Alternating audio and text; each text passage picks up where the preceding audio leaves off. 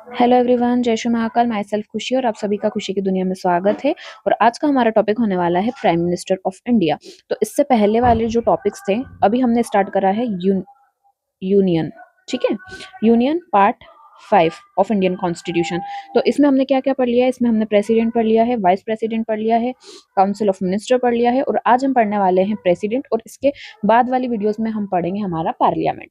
तो देखिए, prime minister, prime minister किस चीज में मेंशन करा हुआ है? तो part 5 of our Indian constitution, जिसका नाम है यूनियन। Okay, union. तो प्राइम मिनिस्टर मेंशन्ड है पार्ट 5 में, जिसका नाम है यूनियन। अब देखो, प्राइम मिनिस्टर कौन होता है? तो prime minister real executive authority है। क्या है? रियल एग्जीक्यूटिव अथॉरिटी है हमारे इंडिया की, और हेड ऑफ गवर्नमेंट है। अब प्राइम मिनिस्टर को रियल एग्जीक्यूटिव अथॉरिटी क्यों बोला गया है? देखिए, हमारे इंडिया में जो भी एक्ट बनाए जाते हैं वो कौन बनाता है? लेजिस्लेचर बनाते हैं। ठीक है, हमारी जो लोकसभा, राज्यसभा, पार्लियामेंट जो है वो बनाती है। अब इसमें भी क्या होता है कि जो प्राइम मिनिस्टर और उसकी काउंसिल ऑफ मिनिस्टर है ना, इनके पास में रियल पावर होती है। ठीक है, जैसे जो हमारी लोकसभा है, तो पूरी लोकसभा में भी जो रियल पावर है वो किसके पास होगी? काउंसिल ऑफ मिनिस्टर के पास में। और काउंसिल ऑफ मिनिस्टर का हेड कौन होता है? पीएम होता है। इसलिए इसको रियल एग्जीक्यूटिव अथॉरिटी बोला जाता है। अब इसी के साथ ध्यान रखिएगा कि जो प्रेसिडेंट ऑफ इंडिया है ना, उसको नॉमिनल एग्जीक्यूटिव अथॉरिटी बोला जाता है। क्यों? क्योंकि हमने पढ़ा है, जब हम प्रेसिडेंट पढ़ रहे थे, कि प्रेसिडेंट हमारे इंडिया के बिहाफ पे, हर जो भी अगर फॉरेन में जाकर और इंडिया को रिप्रेजेंट करना है तो कौन करता है? प्रेसिडेंट करता है। कोई भी अगर हमारा एक्ट है तो उस पर साइन किसके होते हैं? प्रेसिडेंट के होते हैं। हर एक चीज।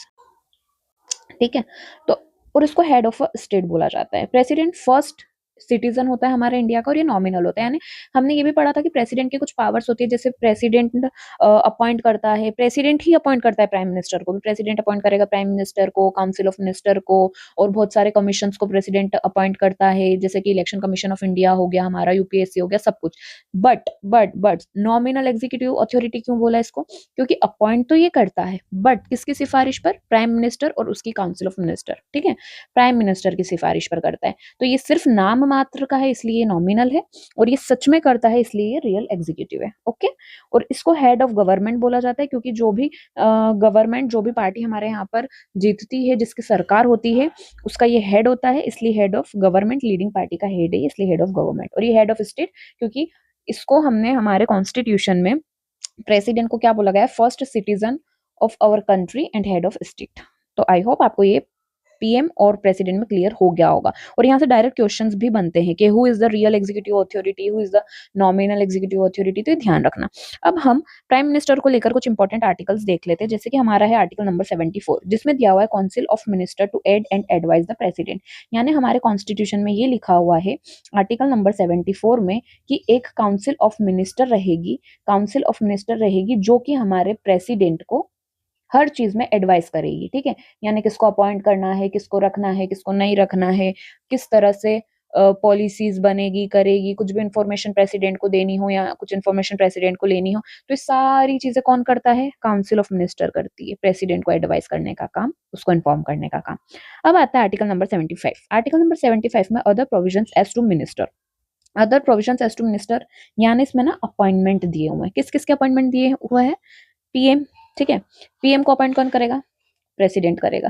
तो ये कहाँ बताया गया है? ये आर्टिकल नंबर 75 में बताया गया है। ओके, अब हमारी काउंसिल ऑफ मिनिस्टर्स में मिनिस्टर्स होंगे, बहुत सारे मिनिस्टर्स होंगे। ठीक है, तो उन मिनिस्टर्स को कौन अपॉइंट करेगा?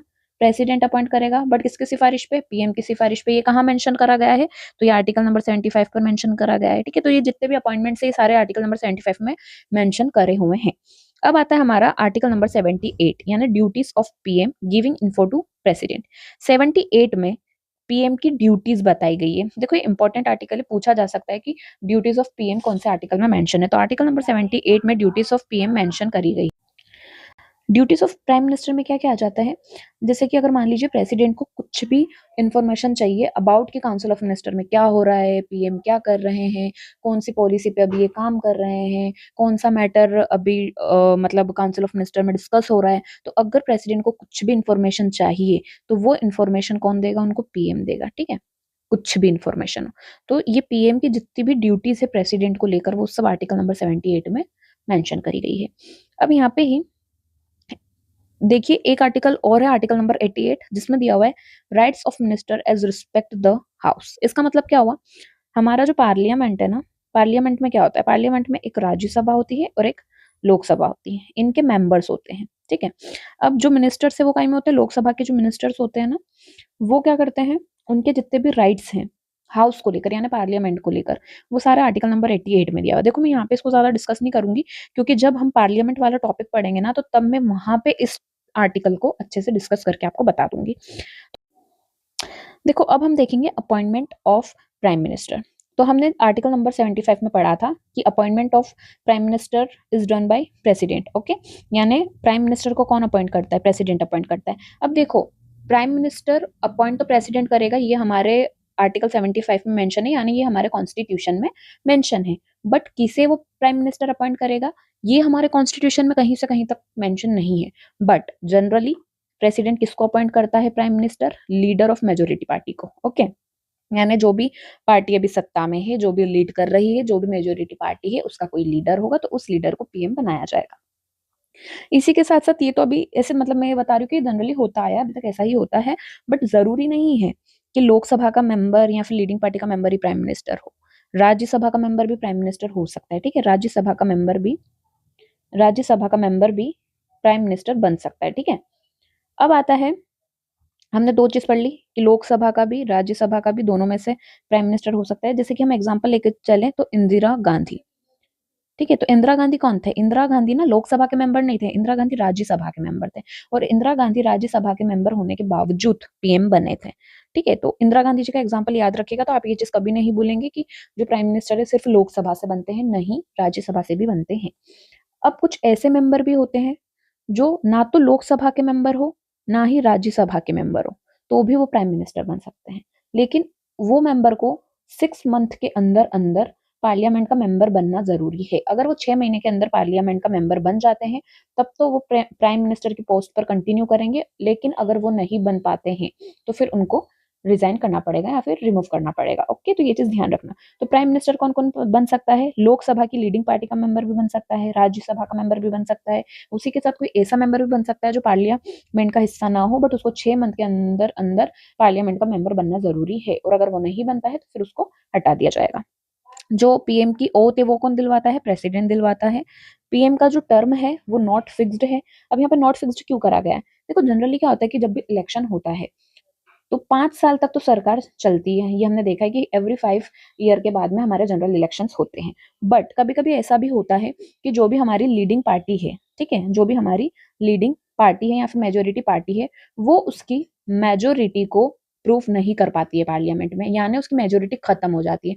और जब कोई भी लीडिंग पार्टी की मेजोरिटी खत्म होगी, तो वो ऑटोमेटिक, ठीक है, वो ऑटोमेटिक मतलब उनकी जो गवर्नमेंट है ना वो हट जाएगी। ये चीज ध्यान रखना। इसलिए इनका कोई फिक्स्ड टेन्योर नहीं है, फिक्स्ड टर्म नहीं है।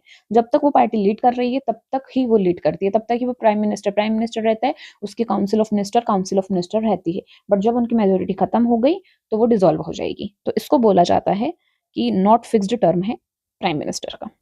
अब अगर प्राइम मिनिस्टर को रिजाइन करना तो वो किसको करेगा, प्रेसिडेंट को रिजाइन करेगा। आप ये ऐसे भी ध्यान रख सकते हैं कि प्रेसिडेंट ही अपॉइंट कर रहा है तो रिजाइन करने भी प्रेसिडेंट के पास ही जाएगा, ठीक है। देखो यहाँ पे मैंने एक चीज ये भी मेंशन करी है, loses the confidence of Lok Sabha. इसका मतलब वही होता है कि उन्होंने उनकी मेजोरिटी को खो दिया है, ओके। अब यहाँ पे सैलरी अलाउंसेस, तो प्राइम मिनिस्टर की सैलरी अलाउंसेस कौन डिसाइड करता है, पार्लियामेंट डिसाइड करता है। अब हम प्राइम मिनिस्टर के पावर एंड फंक्शंस देखेंगे। अब जो पावर एंड फंक्शंस है ना हमारे प्राइम मिनिस्टर के, उनको हम अलग अलग तरीके से देखेंगे। जैसे कि काउंसिल ऑफ मिनिस्टर को लेकर उसकी क्या फंक्शंस है, पार्लियामेंट को लेकर उनकी क्या फंक्शंस है, उसी के साथ साथ उनके दूसरे फंक्शंस क्या है, हम उस हिसाब से देखेंगे। तो काउंसिल ऑफ मिनिस्टर को लेकर उनकी क्या फंक्शंस है हमारे प्राइम मिनिस्टर के, कि वो प्रेसिडेंट को रिकमेंड करते हैं कि कौन से पर्सन को मिनिस्टर बनाना है और कौन से पर्सन को मिनिस्टर नहीं बनाना है, ठीक है। देखो यहाँ पे ही आप इसकी real executive power prime minister की और प्रेसिडेंट की नॉमिनल पावर में डिफरेंस पता कर सकते हो। अपॉइंट तो प्रेसिडेंट कर रहा है, मतलब नाम किसका आ रहा है कि अपॉइंट कौन कर रहा है, प्रेसिडेंट का, बट उसको रिकमेंड कौन कर रहा है, प्राइम मिनिस्टर कर रहा है। यानी रियल एग्जीक्यूटिव पावर किसके हाथ में है, प्राइम मिनिस्टर के, और नॉमिनल किसके हाथ में, प्रेसिडेंट के। तो ये चीज ध्यान रखना। तो प्राइम मिनिस्टर रिकमेंड करता है कोई भी ऐसे पर्सन को जिसको प्रेसिडेंट बनाएगा, अपॉइंट करेगा एज अ मिनिस्टर। उसके साथ उसी के साथ में प्राइम मिनिस्टर ही डिसाइड करता है कि कौन सा पोर्टफोलियो कौन से मिनिस्टर को देना है, किसको एलोकेट करना है, और फिर वो रीशफल भी कर सकता है। यानी अगर एक मिनिस्टर को ये दे दिया, दूसरे मिनिस्टर को कोई दूसरा दे दिया, अब उसको अगर ये चीज को रीशफल करना है ना, तो वो भी कौन करेगा? प्राइम मिनिस्टर करेगा। तो ये ध्यान रखना। आस्क मिनिस्टर टू रिजाइन और एडवाइस प्रेसिडेंट टू डिसमिस। इसका मतलब क्या हुआ? मान लीजिए हमारी एक काउंसिल ऑफ मिनिस्टर है, उस काउंसिल ऑफ मिनिस्टर में कोई भी एक ऐसा मिनिस्टर है जो फॉर एग्जाम्पल 80 मिनिस्टर्स हैं, 79 मिनिस्टर तो एक मत पे आ रहा है कि हाँ हमको ऐसा करना चाहिए, बट एक मिनिस्टर एग्री नहीं हो रहा है, तो इस एक मिनिस्टर को प्राइम मिनिस्टर क्या बोलेगा? या तो तुम रिजाइन कर दो, और अगर वो रिजाइन नहीं करता है तो वो प्रेसिडेंट को बोलेगा, एडवाइस देगा कि इसे डिसमिस कर दो। ये पावर भी किसके पास में? प्राइम मिनिस्टर के। अब can end council of minister by resigning. इसका मतलब क्या हुआ कि अगर प्राइम मिनिस्टर उसकी पोस्ट पे से रिजाइन कर देता है, तो उसके पीछे पीछे पूरी काउंसिल ऑफ मिनिस्टर को भी रिजाइन करना पड़ेगा। ऐसा क्यों? क्योंकि काउंसिल ऑफ मिनिस्टर को प्रेसिडेंट ने तो अपॉइंट करा था, बट किसकी एडवाइस पे करा था? प्राइम मिनिस्टर की एडवाइस पे करा था। दैट्स वाई अगर उनको प्राइम मिनिस्टर ने ही उसकी काउंसिल ऑफ मिनिस्टर बनाई है, तो अगर प्राइम मिनिस्टर ही रिजाइन करेगा तो काउंसिल ऑफ मिनिस्टर को तो रिजाइन करना ही है। तो ये हो गया। अब इन रिलेशन टू पार्लियामेंट, ठीक है, हमने पहले काउंसिल ऑफ मिनिस्टर का पढ़ लिया, पार्लियामेंट। तो लेट्स लोकसभा। हमारे पार्लियामेंट में दो हाउस होते हैं, एक होता है राज्यसभा और एक होता है लोकसभा। तो जो हमारा पीएम होता है ना, वो लोकसभा का क्या होता है? हेड होता है, लीड करता है। हेड होता है या फिर लीड करता है, ठीक है, ये चीज ध्यान रखना। Announces policies. अब देखो काउंसिल ऑफ मिनिस्टर कुछ भी पॉलिसीज बना रही है, कुछ भी पॉलिसीज को क्रिएट कर रही है, तो उस पॉलिसीज को अनाउंस कौन करेगा? अनाउंस करने का काम है पीएम का, क्योंकि पीएम हेड है, ठीक है। अब advise president to dissolve Lok Sabha, ठीक है। डिसॉल्व का मतलब होता है विघटन। अब देखिए, जब भी लोकसभा को डिसॉल्व करना होगा तो प्रेसिडेंट तो डिसॉल्व करेगा, बट एडवाइस कौन करता है? प्राइम मिनिस्टर एडवाइस करता है, ठीक है। हम जब पार्लियामेंट पढ़ेंगे ना, तब इस चीज को अच्छे से पढ़ लेंगे। उसी के साथ साथ पीएम रिकमेंड कर सकता है प्रेसिडेंट को कि उससे कब समन करना है और कब प्रोरोग करना है मीटिंग्स को। देखो, जो समनिंग पावर और प्रोरोगिंग पावर होती है ना, वो किसकी होती है? प्रेसिडेंट की होती है। प्रेसिडेंट जो है ना, प्रेसिडेंट हमारे पार्लियामेंट की मीटिंग्स को समन भी कर सकता है और प्रोरोग भी कर सकता है, लेकिन इसको एडवाइस कौन करेगा कि अब आप समन करो, अब आप प्रोरोग करो? कौन एडवाइस करेगा? एडवाइस करेगा हमारा प्राइम मिनिस्टर। अब समन क्या होता है? देखो, समनिंग क्या होता है? प्रेसिडेंट हमारे लोकसभा मेंबर को या फिर राज्यसभा मेंबर को बोलता है कि आप आओ, बैठो, मीटिंग करो। समन होना है ना इकट्ठा करना, तो प्रेसिडेंट सबको इकट्ठा करता है कि चलो अब मीटिंग करो, ठीक है। उसका मतलब होता है समन। प्रोरोगिंग का मतलब क्या होता है? जब भी कोई मीटिंग चल रही है, यानी लोकसभा या राज्यसभा दोनों में मीटिंग चल रही है, मान लीजिए लोकसभा और राज्यसभा में मीटिंग चल रही है, और प्रेसिडेंट आकर बोलता है लोकसभा वाले मेंबर को कि अब आप आपकी मीटिंग को खत्म कर दो, यानी टाइम्स अप, ठीक है। ऐसे ही राज्यसभा में भी बोला है कि अब आप अपनी मीटिंग को खत्म कर दो, तो उसको बोला जाता है प्रोरोगिंग, ओके। अब अदर फंक्शंस क्या है प्राइम मिनिस्टर के? Chief determinant of foreign policy, यानी हमारी जो भी फॉरेन पॉलिसीज होती हैं, उनके चीफ हेड कौन होता है? प्राइम मिनिस्टर होता है। Chief spokes person of government in parliament. अब हमारे जब भी पार्लियामेंट के सेशंस मीटिंग्स होती है, तो उन मीटिंग्स में जो भी गवर्नमेंट है, उसके स्पोक्स पर्सन यानी मेन जो हेड करेगा, लीड करेगा, जो बोलेगा गवर्नमेंट की तरफ से, स्पोक्स पर्सन, वो कौन होता है? प्राइम मिनिस्टर होता है। उसी के साथ में प्राइम मिनिस्टर ऑटोमेटिक, अगर वो प्राइम मिनिस्टर है तो वो ऑटोमेटिक ही एक्स ऑफिशियो चेयरमैन किस किस का बन जाता है? नेशनल इंटीग्रेशन काउंसिल का, इंटर स्टेट काउंसिल का, नीति आयोग का, नेशनल डिजास्टर मैनेजमेंट अथॉरिटी का, नेशनल वाटर रिसोर्स काउंसिल का। ये यहाँ से भी क्वेश्चंस आ सकते हैं, ठीक है। ये पूछा जा सकता है कि नेशनल इंटीग्रेशन काउंसिल का चेयरमैन कौन होता है? तो कौन होता है? Prime minister. Inter state council के कौन होते हैं? Prime minister. Disaster management authority के प्राइम मिनिस्टर। वाटर रिसोर्स के प्राइम मिनिस्टर। नीति आयोग के प्राइम मिनिस्टर, ओके। अब हम यहाँ पे कुछ प्राइम मिनिस्टर्स की लिस्ट देखने वाले हैं जहां से क्वेश्चंस आते हैं, जैसे कि पंडित जवाहरलाल नेहरू हो गया, तो वहां से कैसे क्वेश्चंस बनेंगे? इनकी बुक क्या हो गई, इनको किस नाम से जाना जाता है, ये कब बने थे, इस तरह से क्वेश्चंस आते हैं। देखो जनरली ना, जो ईयर होता है ना, ईयर तो नहीं पूछा जा सकता है कि कौन से ईयर में बने थे, बट जब हम ईयर याद रखते हैं ना, तो दूसरे हमारे पॉलिटी के, इकोनॉमी के ऐसे बहुत सारे कॉन्सेप्ट हैं जो हमको ऑटोमेटिक याद रहते हैं, ठीक है। जैसे कि इमरजेंसी किस टाइम पे बनी थी, ठीक है? तो हमको ये तो नहीं याद है कि इमरजेंसी के टाइम पे, मतलब मान लीजिए ये पूछा गया है कि इमरजेंसी किसके टाइम पे लगी थी, तब प्राइम मिनिस्टर कौन था? तो अब देखो वहाँ पे हमको ईयर तो नहीं पूछा गया डायरेक्टली, बट अगर हमको ये मालूम है कि हाँ इमरजेंसी इस ईयर में लगी थी, तो हम ऑटोमेटिक निकाल सकते हैं कि ओ इस ईयर में तो प्राइम मिनिस्टर ये था, है ना? तो इस टाइप से हमको ईयर याद रखना ज़रूरी हो जाता है। तो जैसे कि पंडित जवाहरलाल नेहरू है, तो इनके बारे में हम पढ़ेंगे, तो ये फर्स्ट प्राइम मिनिस्टर थे हमारे इंडिया के। इनका टाइम पीरियड था 1947 से लेके 64 तक। ये लॉन्गेस्ट थे। आप देख ही सकते हैं 47 से लेके 64 तक ये थे, कोई कम इनका टाइम पीरियड नहीं है, बहुत लंबा टाइम पीरियड है। अगर देखा जाए ना तो लगभग 17 साल का इनका टाइम पीरियड है। ओके, अब आता है died during tenure. Acting leader Gulzari Lal Nanda, ये इनके कार्यकाल के समय ही इनकी डेथ हो गई थी। इनके बाद में जब इनकी डेथ हो गई थी, तो जब एक्टिंग लीडर यानी फिर एक्टिंग प्राइम मिनिस्टर कौन बना था? गुलजारी लाल नंदा। तो जो गुलजारी लाल नंदा जी थे ना, ये हमारे फर्स्ट एक्टिंग प्राइम मिनिस्टर थे। हमने पढ़ लिया फर्स्ट प्राइम मिनिस्टर थे, डाइड ड्यूरिंग टेन्योर, फिर ये लॉन्गेस्ट भी थे। उसी के साथ साथ में ये कौन सी पार्लियामेंट्री कॉन्स्टिट्यूएंसी से इलेक्ट होकर जीत कर देन गवर्नमेंट में आए और फिर हेड बने? तो ये इलाहाबाद इलाहाबाद पार्लियामेंट्री कॉन्स्टिट्यूएंसी से बिलोंग करते थे। इनकी कुछ बुक्स है जो कि बहुत इंपॉर्टेंट हो जाती है, जैसे कि the discovery of India, glimpses of history and towards freedom. ठीक है, once again the discovery of India यानी भारत की खोज, glimpses of history towards freedom. ये 3 बुक है, 1 2 3 अलग अलग है। ओके, ये ध्यान रखना। अब आता है फादर ऑफ मिक्स्ड इकोनॉमी। इनको फादर ऑफ मिक्स्ड इकोनॉमी बोला जाता है। मिक्स्ड इकोनॉमी क्या होता है? मिक्स्ड इकोनॉमी का मतलब होता है, इसका मतलब क्या होता है? इसका मतलब ये होता है कि मिक्स्ड इकोनॉमी में प्राइवेट एंड गवर्नमेंट, ठीक है, प्राइवेट एंड गवर्नमेंट दोनों टाइप की इंडस्ट्रीज एस्टेब्लिश होगी हमारे इंडिया में अब। और मतलब देखो, जो प्राइवेट इंडस्ट्रीज होती है ना, वो प्रॉफिट के लिए होती है, और जो गवर्नमेंट इंडस्ट्रीज होती है ना, वो सोशल वेलफेयर के लिए एस्टेब्लिश करी जाती है। तो मिक्स्ड इकोनॉमी में यही है कि प्राइवेट एंड पब्लिक दोनों होगी। उसी के साथ में इनिशिएटेड 5 ईयर प्लान। अगर हमारे एग्जाम में ऐसा पूछा जाए कि किसने इनिशिएट करा था 5 ईयर प्लान, तो वो कौन था इनिशिएट करने वाला? फर्स्ट जवाहरलाल नेहरू थे। Non aligned movement, non aligned movement किसने इंट्रोड्यूस करा था? जवाहरलाल नेहरू ने करा था। एशियन गेम्स किसने इंट्रोड्यूस करे थे? जवाहरलाल नेहरू में, यानी हम एशियन गेम्स में भी पार्टिसिपेट अब करेंगे। अब देखो, फर्स्ट थे, लॉन्गेस्ट टेन्योर था, और जवाहरलाल नेहरू एक इंपॉर्टेंट पर्सनालिटी भी होती है, तो हमसे पूछा जा सकता है कि इनको भारत रत्न कब मिला था? तो इनको भारत रत्न मिला था 1995 में, याद रखना। अब गुलजारी लाल नंदा, ये फर्स्ट एक्टिंग प्राइम मिनिस्टर थे, first to become acting prime minister twice. ये पहले भी थे और ये 2 बार भी बने। अब आते हैं Lal Bahadur Shastri, first PM who died during foreign visit. ठीक है, देखो, फर्स्ट पीएम कौन था? पंडित जवाहरलाल नेहरू थे, लॉन्गेस्ट थे। फर्स्ट एक्टिंग पीएम कौन थे? गुलजारी लाल नंदा। लाल बहादुर शास्त्री कौन थे? First PM who died during foreign visit. ये फॉरेन गए हुए थे, वहां पे इनकी मौत हो गई थी, मृत्यु हो गई थी। देखो, मौत मृत्यु में अंतर है, खैर। तो मृत्यु हुई थी या मौत हुई थी, अभी तक उस चीज का नहीं पता है, बट यही बोला जाता है कि हाँ उनकी मृत्यु ही हुई थी। इंदिरा गांधी, इंदिरा गांधी जो थी, इनका 2 बार ये बनी थी। 1966 से 77 तक बनी थी, 10 साल के लिए।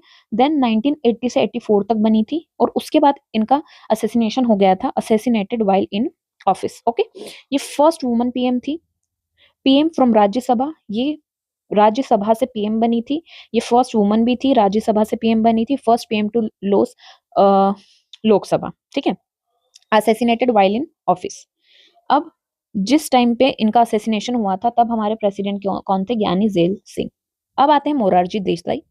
देखो, 1966 से 77 तक ये थे, फिर 80 से 84 तक थी। तो इनके जो बीच वाला टाइम पीरियड था ना, उसमें मोरारजी देसाई थे, याद रखना। तो ये फर्स्ट नॉन कांग्रेस पीएम थे, फर्स्ट पीएम टू रिजाइन। इन्होंने इनके पद से रिजाइन कर दिया था, और ये ओल्डेस्ट भी थे, ये 81 ईयर के थे। इन्होंने रिजाइन क्यों करा था? इन्होंने ऐसा बोला था कि मतलब अब इनकी एज हो चुकी है, इनकी तबीयत खराब होती है, तो ये एज अ पीएम सर्व नहीं कर सकती, इन्होंने रीजन दिया था। ठीक है, तो इनकी 81 ईयर ऑफ एज, यानी ओल्डेस्ट थे, first PM to resign, first non Congress PM थे। अब आते हैं चौधरी चरण सिंह। तो चौधरी चरण सिंह कौन थे? First PM who never faced parliament, यानी ये कभी पार्लियामेंट में गए ही नहीं। ठीक है, चौधरी चरण सिंह जो थे ना, ये कभी पार्लियामेंट को इन्होंने फेस ही नहीं करे, कभी पार्लियामेंट में गए ही नहीं। क्यों? क्योंकि देखो, जब ये बने थे, चौधरी चरण सिंह जब पीएम बने थे, उसके बाद जब भी इनको पार्लियामेंट में जाना था, उससे पहले ही इनको पता था कि इनके मतलब मेजोरिटी इनके खिलाफ है। ठीक है, इनके साइड, इनके साथ नहीं है मेजोरिटी, तो इनको पता ही था कि मैं हट जाऊंगा, इसलिए कभी ये पार्लियामेंट गई नहीं।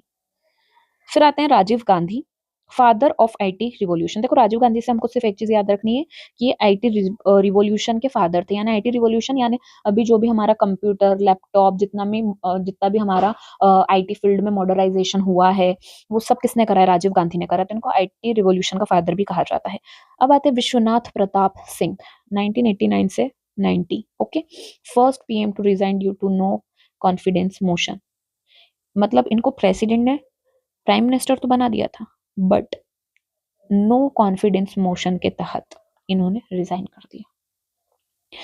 नो कॉन्फिडेंस मोशन यानी इनके पक्ष में मेजोरिटी नहीं है, ठीक है। फिर आते हैं चंद्रशेखर सिंह, जिनके बारे में कुछ भी इंपॉर्टेंट ऐसा नहीं है जो याद रखना हो। नरसिम्हा राव आते हैं, पीवी नरसिम्हा राव, जिनका टाइप पीरियड है 1991 से 1996। ये बहुत इंपॉर्टेंट है क्योंकि फर्स्ट पीएम थे जो कि साउथ से बने थे और ये कोई भी हाउस के मेंबर भी नहीं थे। अब आते हैं अटल बिहारी वाजपेयी, जो कि 1996 से उसी साल तक थे और फिर 1998 से 2004 तक थे। ये थर्ड पर्सन थे जो कि 2 बार बने थे, यानी इनसे पहले हमारे जवाहरलाल नेहरू हो गए और इंदिरा गांधी हो गई जो दो से ज्यादा बार बन चुके हैं, तो ये थर्ड पर्सन थे जो 2 बार बने थे। वैसे खैर ये याद नहीं भी रखोगे तो चलेगा। इनका शॉर्टेस्ट टेन्योर था, देखो एक टेन्योर तो इनका बड़ा था बट ये वाला जो था ना, ये वाला टेन्योर इनका ये छोटा था। तो शॉर्टेस्ट, लॉन्गेस्ट कौन थे, जवाहरलाल नेहरू, ठीक है। सबसे ओल्डेस्ट कौन थे हमारे, ओल्डेस्ट थे हमारे मोरारजी देसाई, ध्यान रखना। फर्स्ट टाइम राज्यसभा से कौन बनी थी, इंदिरा गांधी बनी थी, ठीक है। 25 दिसंबर अटल बिहारी वाजपेयी का बर्थडे, 25 दिसंबर, जिसको as a good governance day हम सेलिब्रेट करते हैं। ये क्वेश्चन इंपॉर्टेंट हो जाता है, ये पॉइंट इसको ध्यान रखिएगा क्योंकि एग्जाम में पूछा जा सकता है कि 25 दिसंबर को हम क्या सेलिब्रेट करते हैं, या फिर गुड गवर्नेंस डे किस दिन सेलिब्रेट करा जाता है, तो 25 ऑफ दिसंबर को करा जाता है, ध्यान रखना। इसके साथ ये भी पूछा जा सकता है कि गुड गवर्नेंस डे हम कब और किसकी बर्थ डेट पे सेलिब्रेट करते हैं, तो 25 ऑफ दिसंबर को करते हैं, अटल बिहारी वाजपेयी की बर्थ डेट पे करते हैं। उसी के साथ में फाउंडिंग मेंबर ऑफ भारतीय जनसंघ, अटल बिहारी वाजपेयी ने भारतीय जनसंघ की स्थापना करी थी। ये फर्स्ट ऐसे मेंबर थे जिन्होंने यूएन में हिंदी में भाषण दिया था, ठीक है, जिन्होंने यूएन में हिंदी में भाषण दिया था, ऐसे ये फर्स्ट मेंबर थे, ध्यान रखना। ये मैं ढंग से लिख देती हूँ, यूएन। तो ऐसे कौन से फर्स्ट प्राइम मिनिस्टर थे जिन्होंने हिंदी में यूनाइटेड नेशन में भाषण दिया था, एड्रेस किया था इंडिया को, तो कौन थे, अटल बिहारी वाजपेयी थे। फर्स्ट प्रेसिडेंट ऑफ बीजेपी कौन था, first president of BJP Atal Bihari Vajpayee. Indian foreign policy, अब इनकी बुक्स पढ़ रहे हैं जो कि बहुत इंपॉर्टेंट हो जाती है। हमने जवाहरलाल नेहरू की क्या क्या बुक पढ़ी थी, glimpse of history, towards freedom, और उसी के साथ में एक और थी, मुझे नाम याद नहीं आ रहा है, देख लेते हैं, द डिस्कवरी ऑफ इंडिया। ये 3 बुक्स हमारी जवाहरलाल नेहरू की थी, ठीक है। तो इंडियन फॉरेन पॉलिसी इनकी बुक थी। Assam problem, repression and solution, देखो आसाम में ना बहुत प्रॉब्लम चल रही थी उस टाइम पे, तो इसलिए इन्होंने बुक लिखी थी आसाम प्रॉब्लम के बारे में और repression and solution. Then third इनकी थी vision and verses of Vajpayee, Vajpayee खुद के ऊपर थी।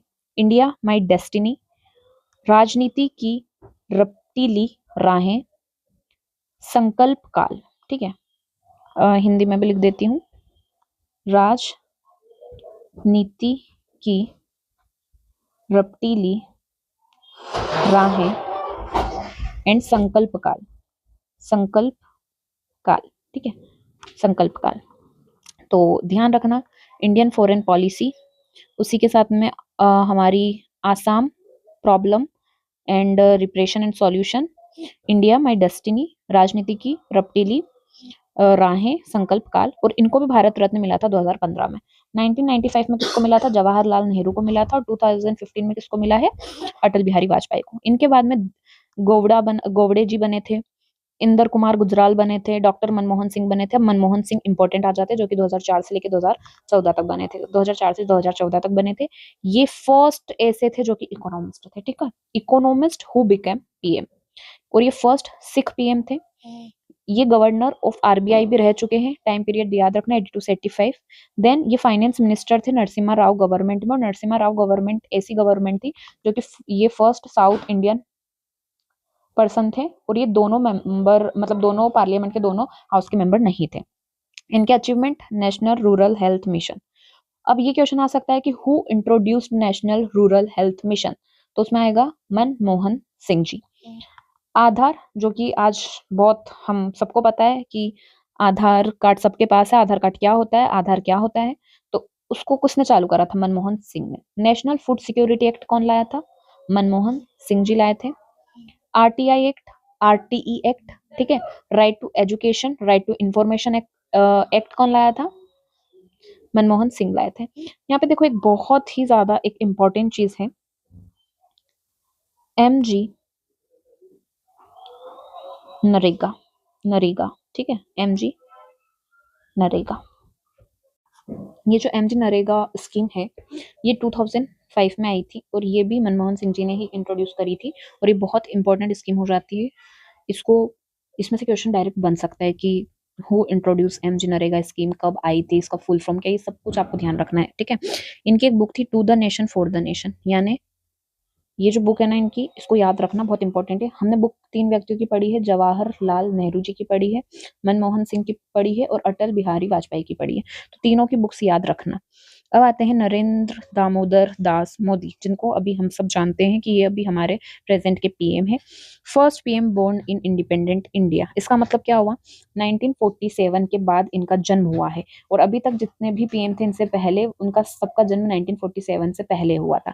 सिर्फ नरेंद्र दामोदर दास मोदी है जिनका जन्म इंडिपेंडेंट इंडिया में हुआ। ये 14th प्राइम मिनिस्टर है। अचीवमेंट क्या है? मेक इन इंडिया किसने इंट्रोड्यूस करा? पीएम मोदी ने 2015 में। श्रमेव जयते 2015 में। डिजिटल इंडिया 2016 में। स्वच्छ भारत मिशन 2014 में। इंटरनेशनल योगा डे 21 जून को मनाया जाता है, वो भी किसने इंट्रोड्यूस करा था? नरेंद्र मोदी ने। अब कुछ ऐसे सीएम हैं जो कि पीएम बने हैं, यानी जो भी प्राइम मिनिस्टर हमने पढ़े हैं उसमें कुछ ऐसे प्राइम मिनिस्टर्स थे जो पहले सीएम रह चुके हैं। तो ऐसे 6 पीपल हैं, ठीक है। जैसे कि मोरारजी देसाई जो कि बॉम्बे के सीएम थे, देन पीएम बन गए। चरण सिंह जो कि उत्तर प्रदेश के सीएम थे, देन पीएम बने। वीपी सिंह जो उत्तर प्रदेश के सीएम थे, देन पीएम बने। पीवी नरसिम्हा राव आंध्र प्रदेश के थे, ये हमारे फर्स्ट साउथ इंडियन थे, ये भी ध्यान रखना। एच डी दवे गौड़ा कर्नाटक के थे। नरेंद्र मोदी मोदी गुजरात के थे। अब डिप्टी प्राइम मिनिस्टर, अब तो कोई भी डिप्टी प्राइम मिनिस्टर नहीं है, बट पहले डिप्टी प्राइम मिनिस्टर की भी पोस्ट होती थी। तो अभी तक हमारे इंडिया में 7 डिप्टी प्राइम मिनिस्टर बन चुके हैं। हमको 7 के 7 नाम याद रखना जरूरी नहीं है, बट एक फर्स्ट जो थे ना, और इम्पोर्टेंट भी यही है एक्चुअली, सरदार वल्लभ भाई पटेल, ये फर्स्ट भी थे और इम्पोर्टेंट भी है, तो सिर्फ इनको याद रखिए। अब अटॉर्नी जनरल ऑफ इंडिया आता है, तो ये अब हम हमारे नेक्स्ट लेक्चर में पढ़ेंगे। तो अगर आपको वीडियो अच्छी लगी हो तो प्लीज़ इसे लाइक करें, शेयर करें और चैनल को सब्सक्राइब करें। Thank you.